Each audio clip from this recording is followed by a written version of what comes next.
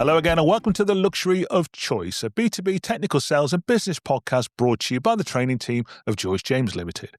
My name is Steve Vaughan. I'm one of the training team here at George James, and I'm also the host and producer of this podcast. And amazingly, it's 2026 and it's the first podcast of our new year for us. And I've got my two colleagues with me today, Jayne Green and Pascal Floche. So Jayne, Pascal, I know it seemed a long time ago now, but did you have a good Christmas? Yeah, lovely and quiet actually for me. So no big partying or anything like that, but just what was needed. So Good. yeah. Good. How about you, Pascal? Yeah, let's say very relaxing one, and the time to reflect, time to have some rest. So Yeah, always a good time. Sometimes. Absolutely, yeah. I had a great Christmas present. I had a new granddaughter, so that was... Congratulations. Yeah, brilliant news, and they're all doing well. Fantastic. So what is our topic today? So it's something that's come up, I know, for all of us in the training team here as a concern or observation, shall we say, for salespeople in the sort of life science, technical sales, lab, those kind of fields, really. And that is increasingly a requirement, it seems, at least, from the customer to not have them come and visit or have us come and visit them in their lab or in their factory or in their office, but to default to probably a Teams or a Zoom call. Now, whether that's a real or perhaps sort of an observed phenomenon, we'll perhaps knock that around, really. But what I would like to explore today on this podcast is, well, first of all, is that something that's really happening? And if so, why? And then if that's an issue or a problem, and again, let's explore that. What can we do to try get more face-to-face meetings as opposed to getting those meetings over Teams? So, Jayne, Pascal, well, first of all, is it something that you're hearing when you're doing training that people are saying to you as a challenge? You're nodding, Pascal, yeah? Yeah, definitely. I mean, since the last 2 years, let's say after COVID period, we can see more and more sales teams coming at us and saying, yeah, I have some hard time to organize face-to-face meetings for different reasons. So, yeah, that's still a point to be addressed to this. Sure. Yeah. And same for you, Jayne? Yeah, definitely. I think salespeople can find actually they might be able to get some quick wins. It feels like getting some Teams or Zoom meeting in, which feels like success, but very few or can be limited at getting some face-to-face meetings, which Sure. can, also be challenging if you don't get those. So, but I think it's a real thing. I think from COVID, it's a real thing, possibly for people wanting to buy and for salespeople. Sure. Okay. That's interesting. Yeah.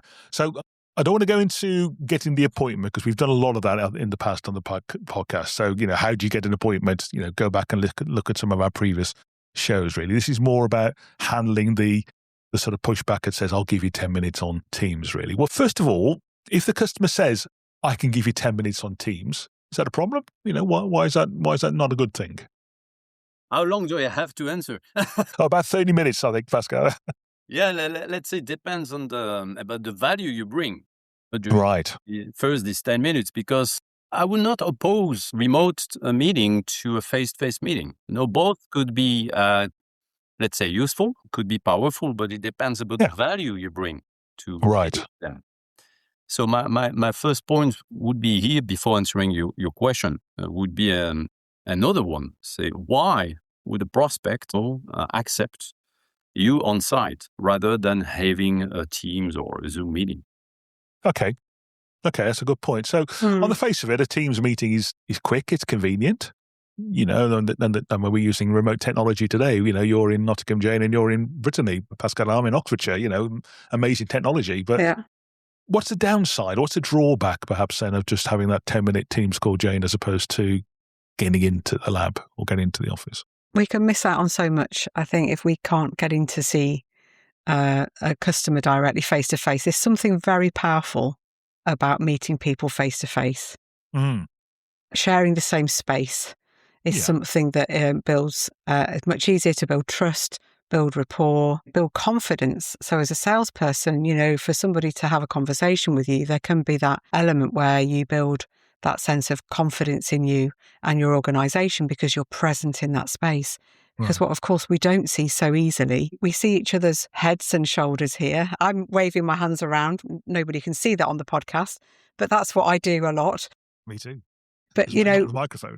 We miss out on that whole sense of body language and the way the customer is actually responding and who else might be around.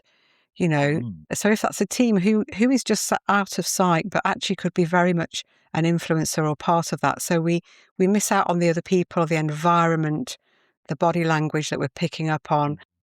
I love going on site, personally, always have done, because I just want to see what's in their lab and what's in their space, if you're in their office, what their office looks like. It might tell me more about the person, than I actually see this tiny little square on a Teams call. Absolutely. Yeah, I'm the same. I'm nosy. I want to go have a dig around in the lab and see what they've got. So come back to what you said, Pascal, then, the word you use, which I think is super important here, which is value. Is it perhaps that the customer doesn't see the value of us coming into their lab because it's obviously more involved? It probably takes a bit longer for you to go and see them. They probably have to get you signed in and all that stuff. But is it perhaps that we don't, or that the salesperson isn't positioning the value to the customer of coming to see them face to face? And you named it, Steve. So it's all about the value you bring. So why someone would give you more time or even, invite you on site if he cannot see the value you bring?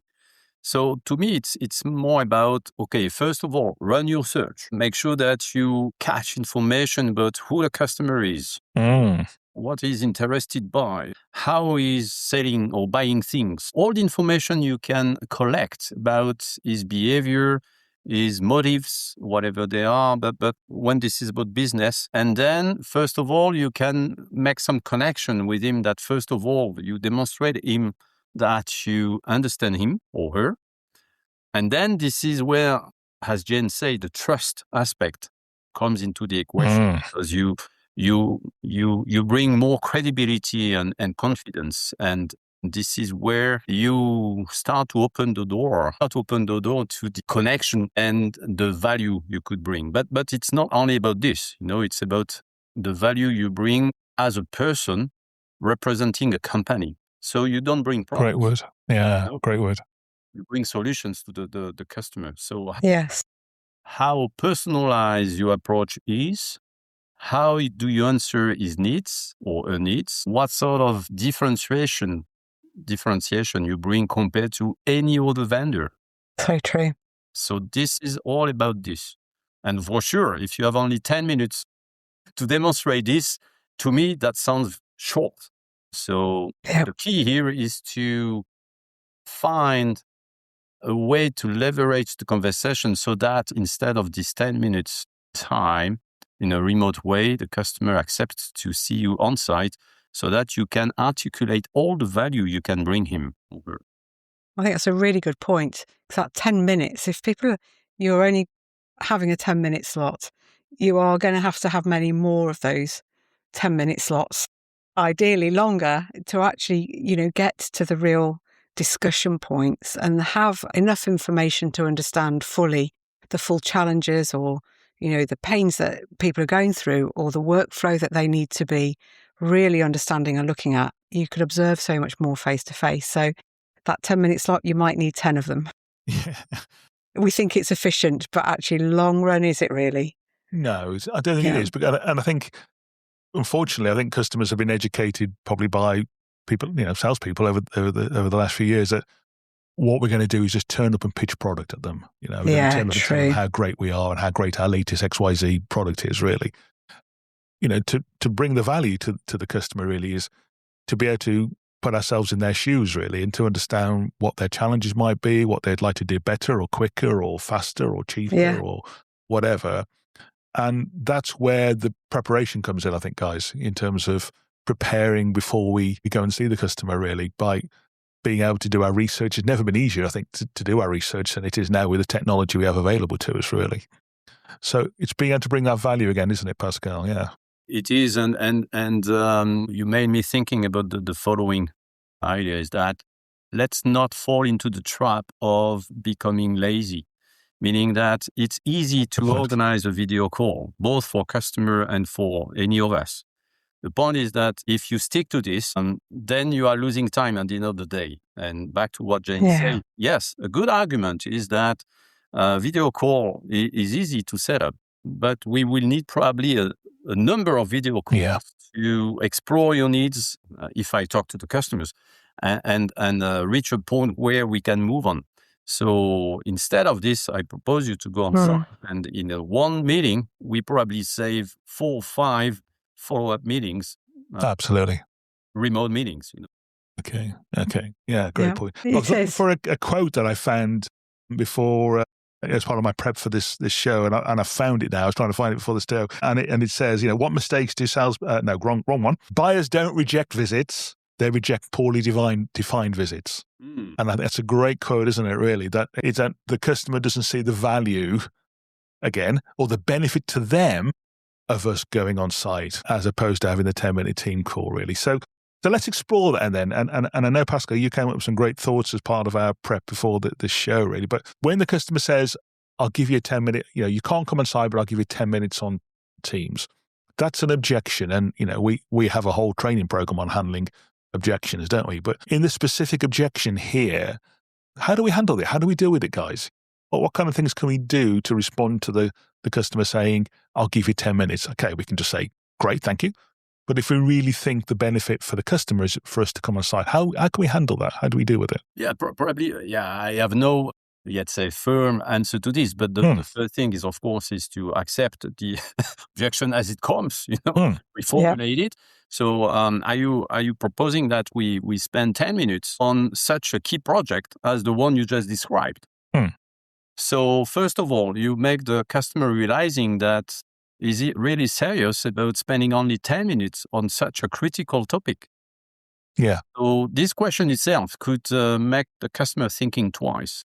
If not, then you can, as you prepared the meeting, you can come with argument and say, of course, we can go through a number of points, but according to you, what do you think we could better cover if we meet rather than doing this remotely?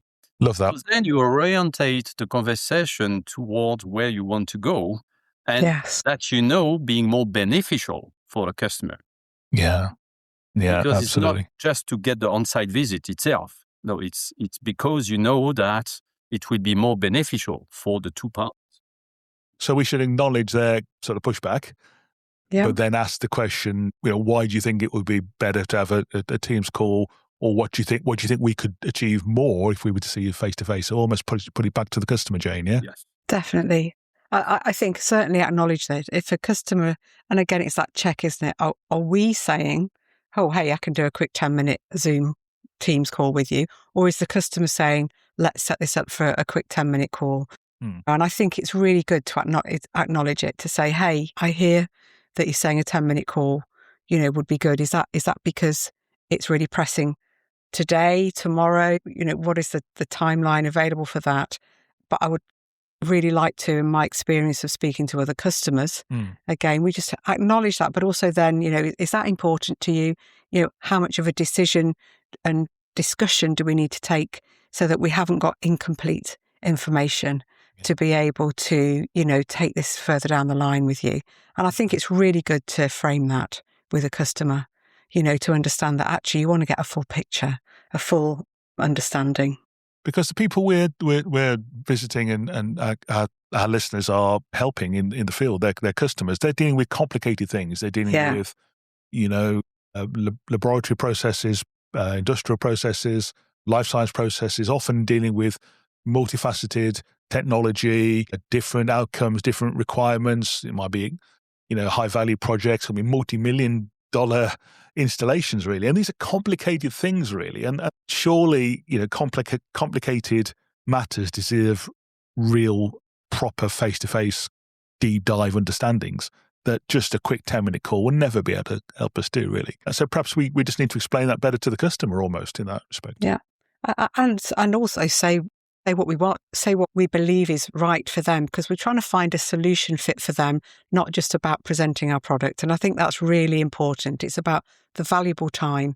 Earning the right to be on site with them is proving, the value that we would bring. So I used to sell large equipment. There was absolutely no way I could get away with a 10-minute call without actually seeing the space, actually walking that space, understanding, the requirements of it. Actually, where would it fit? Could it actually even get in the building? just before we even start some big conversations. It's really important to understand that. And that was earning the right to be in there. I'd love to speak to 10 minutes over Zoom, but I'd also love to be able to just make sure we could get this equipment into your building before we have more of a conversation. And that was always a way in for me.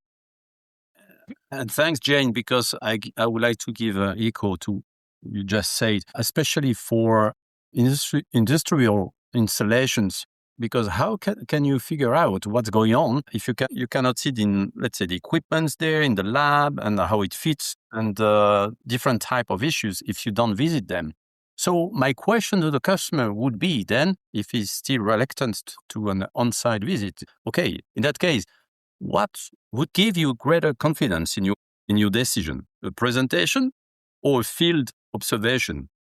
I love that. Yeah. That's brilliant. Yeah, love that. Yeah, just tell us more on that, because I think that's a great point. Yeah, just elaborate that a bit more, Pascal. Yeah. Yeah, I mean, this is about, according to the way you operate and the limitations you could have noticed so far, what you like to see improved in your installation. What about running a diagnostics together, meeting together, and then we could run a sort of a check of the different points related to your project. And we can do this on site, for sure, but we cannot do this remotely. So you agree to go ahead, this type of questions.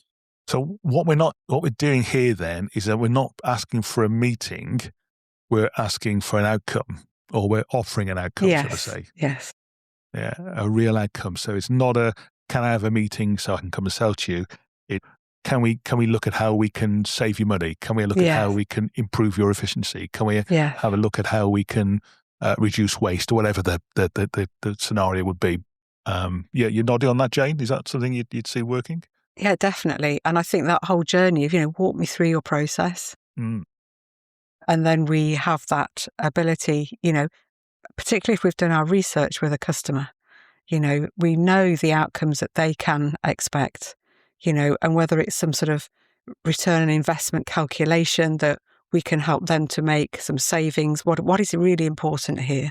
What time are they trying to, minimize? In terms of what personnel are they wanting to make sure are doing the right thing. Walking through a process with somebody is never going to happen on a Teams call.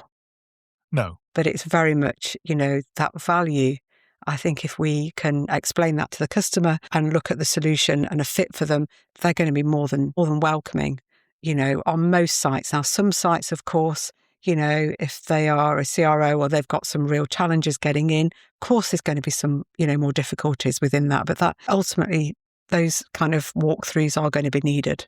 And that we may be able to save ourselves time, by getting that early on. Is there a time when a remote call might be good enough or might be appropriate, do you think, in this situation? I mean, if you've got multiple decision makers that are spread across the globe, so hey, we're all here in different places here. So if you've got multiple stakeholders that are in, and decision makers that are in different locations, and you need to get some level of consensus and alignment, then of course something like a Teams or a Zoom call is ideal. Being able to have people that may not be able to be in the same space on a site because they may be across the globe, that's really, really powerful. Yeah, because you probably would never get those people together, or at least would take a lot of organisation and probably a lot of cost as well. Would it depend also where the project is in the sales process? Sorry, Steve, are you asking about the on-site or remote? Well, I'm just thinking, let's say if we're a long way down the sales process, so we've had some on-site visits, we've had some meetings, we've perhaps looked at how we can help the customer's on board with that, we perhaps even sent a proposal, but we know it's going to take 3 or 4 months before, because that's how long it takes to things to go through their organisation. Would there be a benefit perhaps in then a video call as just a touch base or a check-in or a see how things are going? Would that then perhaps be a good use of the technology? Or am I perhaps overthinking it? Yeah, definitely. I mean, after on-site visits and at the end of the on-site visit, it's even better to already schedule, the follow-up call. That's kind of what I'm thinking, yeah. A Teams visit. Or Teams remote visit, whatever. But then the follow-up would be brilliant. And It could be with multiple people, independently, especially when you know that this is a strategic sale with a lot of influence within the project. So you can be aware of some political games or influence war, whatever. So it's good to have those independent conversations through Teams. But there is a but. Again, back to, and this could appear as a paradox here, but when you have multiple stakeholders, there is a real, let's say, strength to have many of them in the same room. True. On-site visit. I think that's a really important point. Progress on the deal. Yeah. Yeah. Sorry, Jayne, you're going to say? Well, and absolutely, in that case, you need to be able to read the room. Yeah, that's as well. Exactly. Being present. It's very hard sometimes. We can, gauge what's happening possibly, but we might be so busy, looking at one part of our screen when we're on a Teams call or a Zoom call that actually we miss kind of what really is going on. And actually, when you're in a room of people, your peripherals tend to work a lot better in terms of the way you see, particularly at that crucial point. I think it's great for once you've had a visit on site with a customer. A Teams call is a great check-in to see how things are progressing along. Yeah. When we're getting down to some real decision-making moments and we're getting down to the detail, having that meeting in the room with those key influencers is really important. Go on, Pascal. Yeah, and I would like to add to this is we have all been exposed to strategic deals where there are multiple players and you have the champion and who have different decision makers as well. At some point, there is a need to have several people in the room to make sure that things are moving. And as today, being present in person requires more effort than ever, it's a good way to check how involved, how engaged the people being part That's a really good point. I love that. And this is something you can check. You can better check on-site rather than offline. Yeah. So if we've got reluctance for people to attend this key meeting to progress the deal forward, and you think this is looking really good for us, and then people push back and say, oh, no, I haven't got time. That's a good tester. Isn't it, really? Yeah, that's very good. Yeah. No, that's a super point. Yeah. One last point I wanted to sort of just come back on this before we wrap this one up, really. And I asked the question right at the start, is this a real phenomenon? And we all said, yes, it is. Are we also sometimes the root cause of the problem as well, as salespeople, including ourselves, because we have to sell as well? Are we sometimes too willing or too eager or too quick to offer the remote call because we think we're more likely to get acceptance than if we ask for a face-to-face meeting? Or am I being a bit cynical there? No, I think you're right, Steve. It's because it's easy, it's comfortable, isn't it? Yeah. I might be able to do lots of remote calls in one day, but of course, when I'm driving around the country trying to see people, then it may take me a little bit longer, and that requires effort.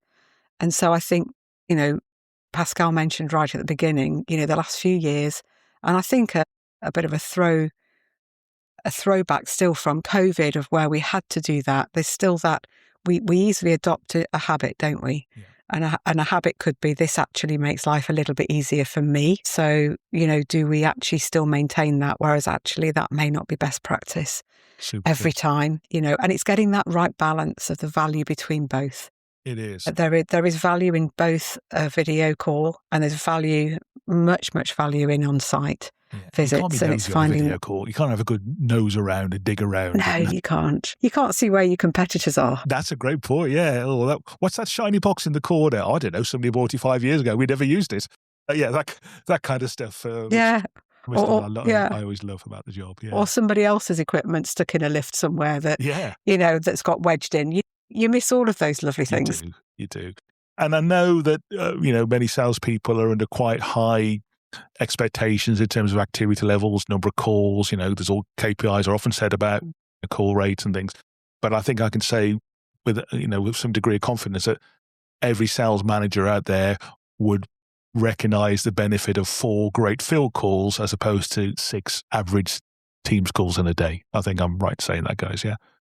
Yeah. And you know what you don't do on a Teams call? When you're walking back down the corridor to reception, you don't have that opportunity to bump into somebody on a Teams call. Great point. So what about the other people that you possibly didn't expect to see that may be on your hit list, that may be somebody that you'd like to get in contact with, and all of a sudden you're walking past their lab or their office and you may have an opportunity. That's a super point, because you're not going to, in the Teams call, you're never going to say, oh, I wonder if that guy could just join us quickly for 10 minutes on Teams. But you might see a door say, oh, I wonder if that guy's available as you walk back. That's a really good point. Yeah, great for sharing that one. One last thought from both of you on this one, Pascal. You want to go first on this one last wrap-up point? Yeah, probably.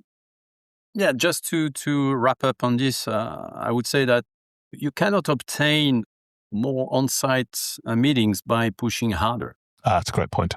You obtain it when the client understands what they lose not having one. That's a great point. Yeah. So they really need to understand the benefit of you being on site, having a proper understanding of their challenges and their workflow and their issues. Yeah, absolutely. Yeah, great.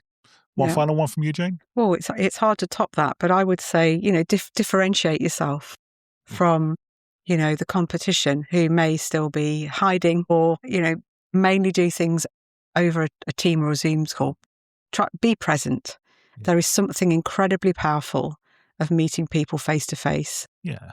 Our first impressions, the way we greet, the way we position ourselves when we're in a meeting is very powerful. Don't miss out on that opportunity. I know it's a cliche, but people buy for people, don't they? Yeah, they do. Yeah. People that they know and get relationships with, and it's harder to do that over Teams. Not impossible, but it certainly is harder to do that, certainly. And we want to move away from being seen as the salesperson to being seen as somebody as a trusted advisor. And again, far easier to do that when we're actually in the lab or in the factory having a good look around. Pascal, Jayne, thank you both very much for your thoughts on that topic. So, dear listener, if you've enjoyed that episode, but you would actually like to come on the podcast moving forward, then you have the opportunity. So, new for this year, we're inviting you, the listener, working in the field, would be interested in joining the panel discussion on a future podcast. So, a sales manager, experienced salesperson, or somebody starting out on their sales journey, all of those situations would apply. And you'd like to come on, not as a guest interview, but actually to be part of the panel discussion like we have here. We wouldn't ask you anything confidential. We wouldn't ask you to tell us about your best customer or anything like that, but to actually contribute some, if you like, here and now, present thoughts would be great to have that on the show. A number of you have already expressed interest in doing that. So in the weeks ahead, we will be having some guest panelists, but there's room for more. So if there's something you would fancy doing, then please don't hesitate to get in contact with any of us here at George James through any of our social medias, our LinkedIn profiles, our email addresses, or you can just email the show at podcast@georgejames-training.com. That's podcast@georgejames-training.com. We'll be back again in a couple of weeks' time with another episode of The Luxury of Choice. Until then, happy selling, and we'll talk to you soon.